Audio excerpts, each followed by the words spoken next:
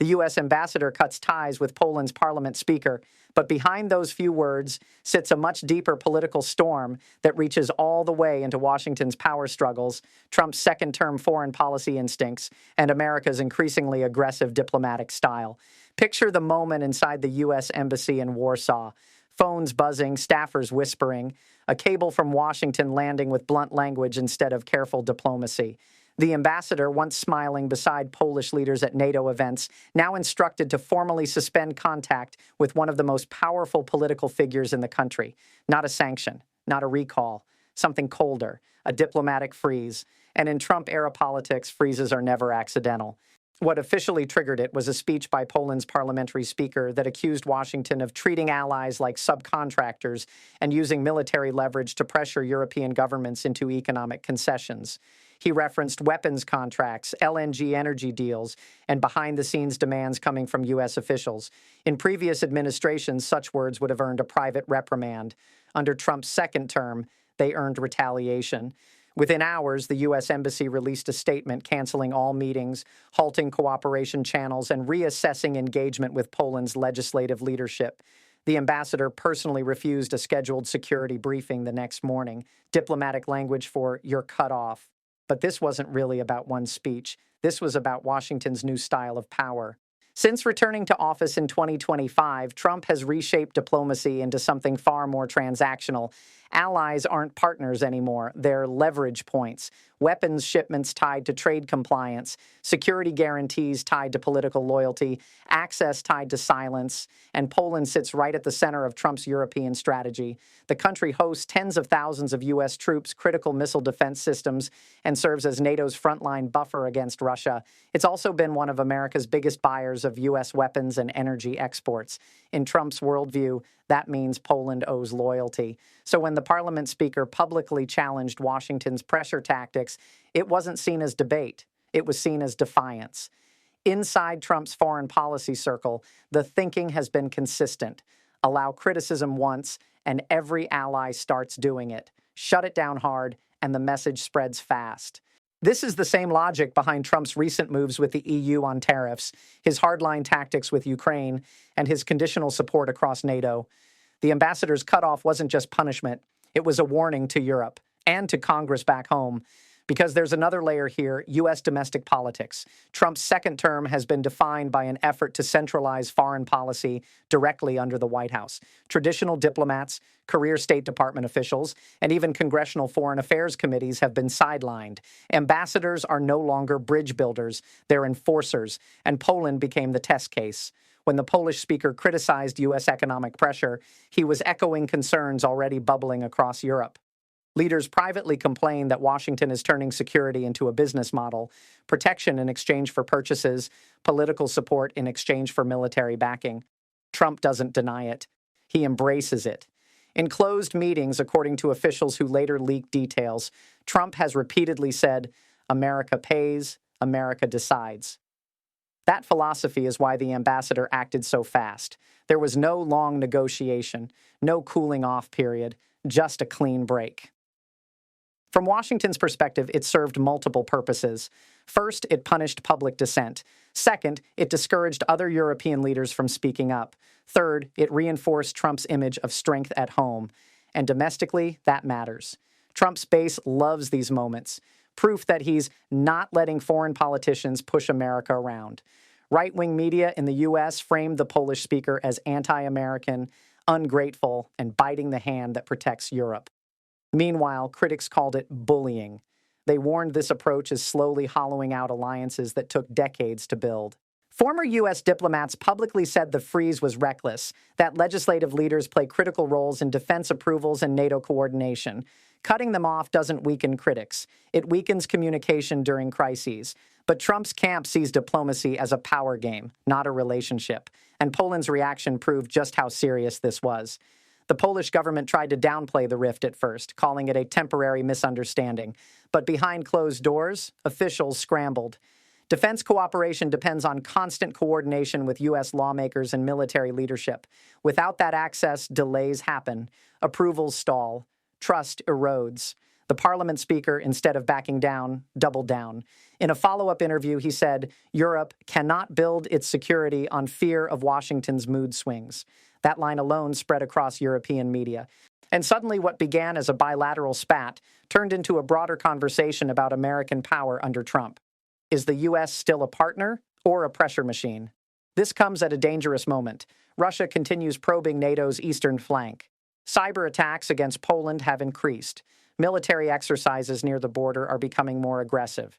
Historically, moments like this call for tighter alliance unity. Instead, Trump's America is drawing lines. Supporters argue this is strength. Critics argue it's fragmentation. And inside Washington, the divide is fierce. Republicans close to Trump praise the ambassador for standing firm and defending American interests.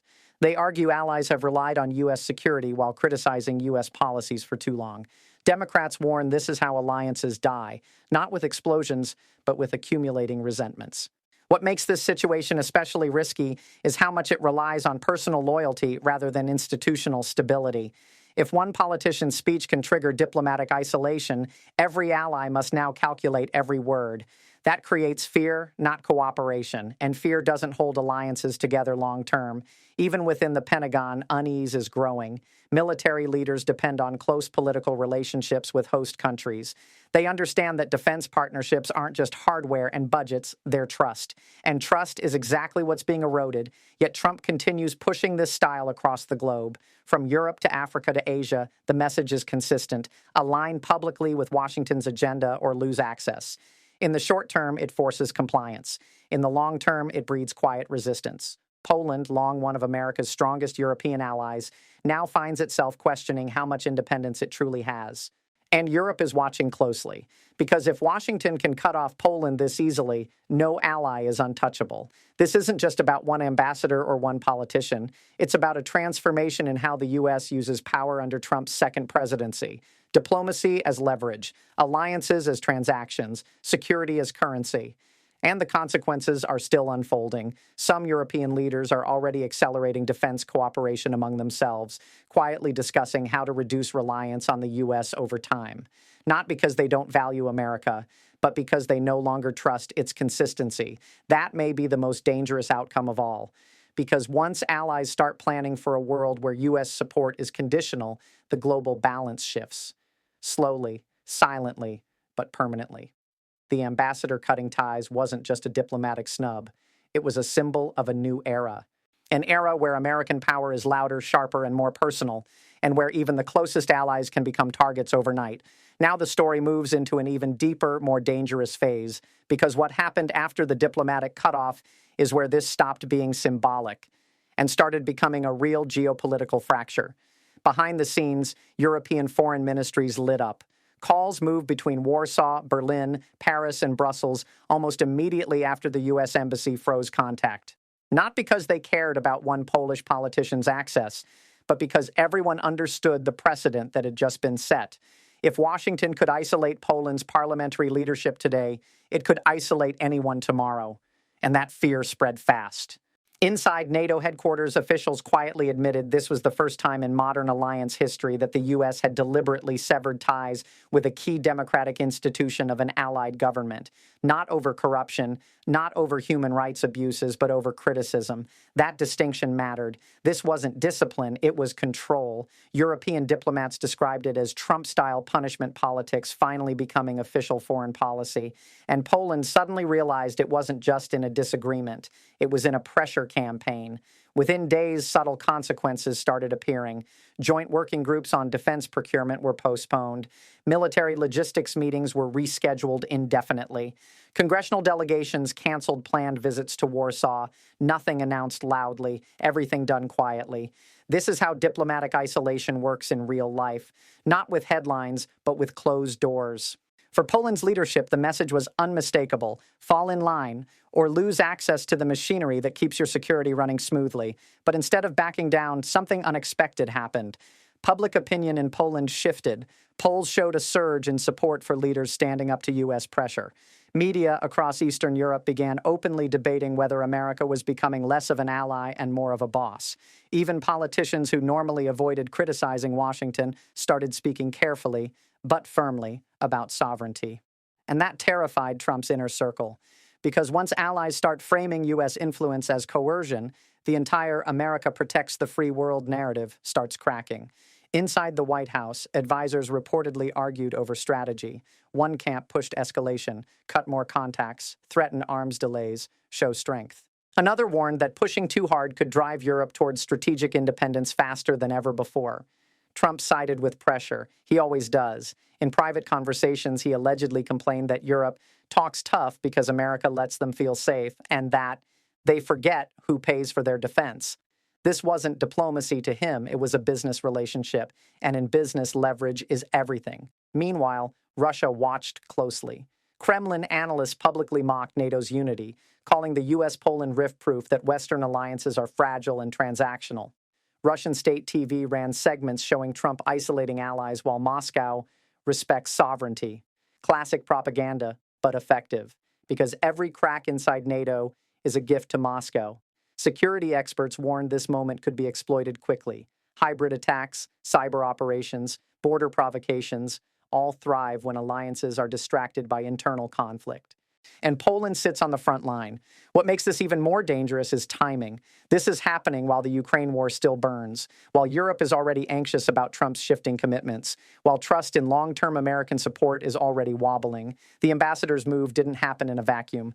It landed in a moment of maximum uncertainty, and uncertainty in geopolitics is fuel for chaos. Some European lawmakers began openly floating ideas that once sounded unthinkable. Building a stronger, independent European defense force, reducing reliance on U.S. weapons systems, and creating security frameworks that wouldn't collapse if Washington changed moods every 4 years. In other words, preparing for a post-America-led NATO world. That shift would take years, but it starts with moments like this. Moments when allies realize loyalty doesn't guarantee stability. Back in Warsaw, the parliament speaker became a symbol almost overnight. Supporters painted him as the man who dared challenge American pressure. Opponents worried he'd triggered long-term damage, but no one doubted the stakes anymore. This wasn't just about words, it was about who controls Europe's security future. And quietly, something else was happening too. U.S. diplomats across Europe started reporting increased tension in meetings. Where once conversations were cooperative, now there was caution. Where once there was openness, now there were rehearsed statements. Trust, the invisible glue of alliances, was thinning, fast. Former American ambassadors went on news shows warning that Trump was turning U.S. diplomacy into a loyalty test rather than a partnership. They reminded audiences that America's global influence wasn't built on fear. It was built on reliability. And reliability was now in question. Trump supporters fired back hard. They argued that America had carried Europe's defense burden for decades while being criticized, undercut, and economically exploited. To them, this wasn't bullying. It was long overdue toughness. Respect is earned, they said, not owed. And that debate now defines Trump's second-term foreign policy. Is America enforcing fair partnerships or dismantling the very alliances that made it powerful? Because here's the reality every strategist understands. When allies cooperate because they trust you, they stand with you in crises.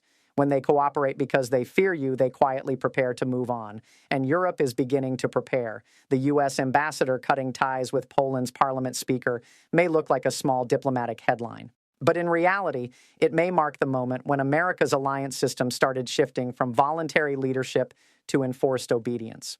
History shows how that usually ends. Empires don't lose influence when they grow weaker. They lose influence when partners stop believing in them. And right now, belief is fading, not loudly, not dramatically, but steadily, just like trust always does when pressure replaces partnership.